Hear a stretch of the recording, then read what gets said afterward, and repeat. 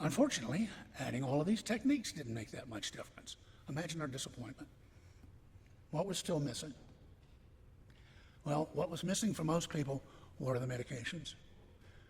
Americans don't like taking medications.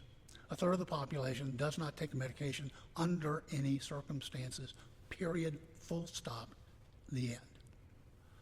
Only about a third of people are willing to try ADHD medications, even though they are the most effective medications in all of medicine. They make a huge difference. How many of you have seen a kid who is struggling in school start on medication and have their grade point average go up 2 points in the next grading period? These medications, when properly used, are marvelous.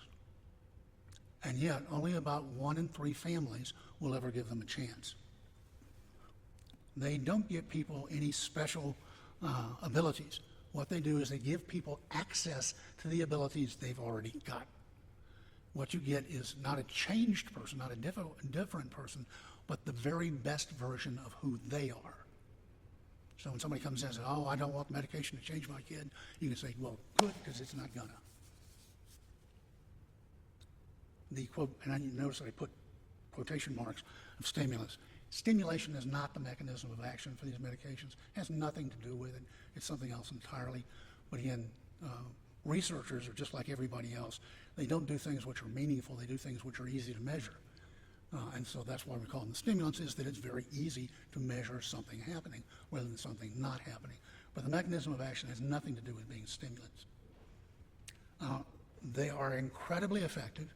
They are incredibly safe. They have a better safety profile than aspirin or Tylenol.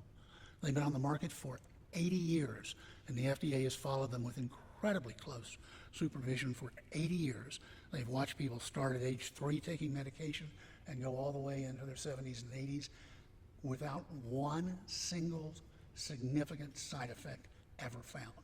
There's nothing else in medicine that is that safe.